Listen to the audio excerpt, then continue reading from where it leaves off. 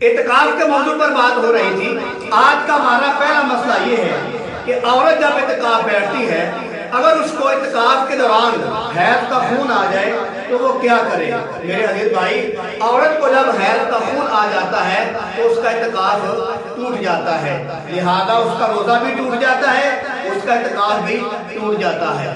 آگے مسئلہ یہ ہے، اگر کوئی عورت دوائی کھا کر اپنے حیض کے ایام کو روک لیتی ہے، حیض کے خون کو روک لیتی ہے دوا کھا کر، تو کیا اس طریقے کے ساتھ اعتکاف کرنا جائز ہے؟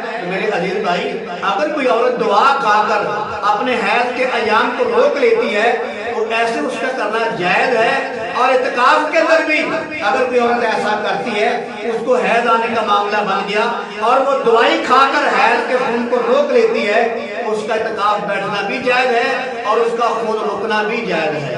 آگے مسئلہ یہ ہے کہ اعتکاف بیٹھنے والا مرد ہو یا عورت ہو، کیا اس کے لیے ضروری ہے کہ پورا قرآن ختم کرے؟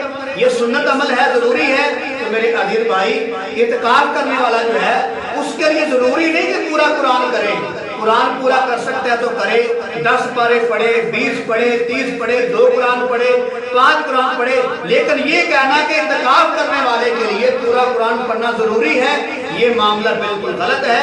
چاہے پورا قرآن پڑھے پھر بھی جائز ہے، تھوڑا پڑھے پھر بھی جائز ہے، 3-4 قرآن پڑھے پھر بھی جائز ہے، لیکن یہ ڈن کرنا کہ اس کا ایک قرآن پڑھنا ضروری ہے، یہ مسئلہ بالکل غلط ہے۔ آگے مسئلہ یہ ہے کہ ایک مسجد کے اندر کتنے لوگ اعتکاف کر سکتے ہیں؟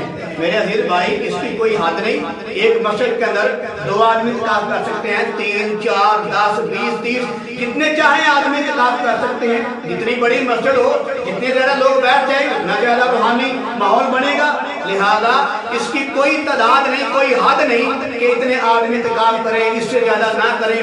جتنے لوگ بیٹھ سکتے ہیں اعتکاف کریں، سب کے لیے بیٹھنا جائز ہے۔ آگے مسئلہ یہ ہے کہ جو اعتکاف کرنے والے چادریں لگا لیتے ہیں، کیا یہ جائز ہے یا سنت عمل ہے؟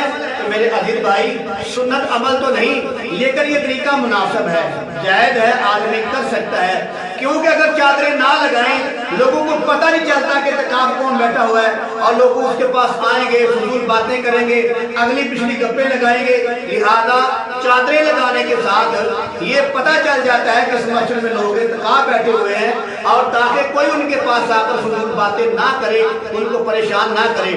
لیکن یہ سنت عمل نہیں کہ چادریں لازمی لگائیں، اگر کوئی لگا لیتا ہے تو یہ اچھا عمل ہے، اگر کوئی نہیں لگاتا تو پھر بھی اس کا معاملہ ٹھیک ہے۔ اور یہ نہیں کہنا چاہیے کہ جو چادریں نہیں لگاتا اس کا اعتکاف ٹھیک نہیں ہے۔ اگر کوئی چادر لگاتا ہے تو اچھا عمل ہے، ٹھیک ہے، مناسب ہے، اگر کوئی نہیں لگاتا تو پھر بھی اس کا عمل ٹھیک ہے، لہذا عام طور پر اس لیے لگائی جاتی ہے تاکہ لوگوں کو پتہ چل جائے کہ اس مسجد میں آدمی اعتکاف بیٹھے ہوئے ہیں۔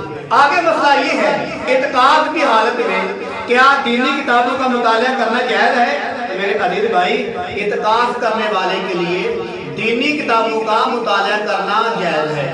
قرآن کا مطالعہ کریں، قرآن کی تفاسیر کا مطالعہ کریں، احادیث مبارکہ کا مطالعہ کریں، نبی کی سیرت کی کتابوں کا مطالعہ کریں، صحابہ کرام کی شان کے موضوع پر جو کتابیں لکھی ہیں ان کا مطالعہ کریں، اللہ کے ولیوں کی باتوں کا مطالعہ کریں، یہ بالکل جائز ہے۔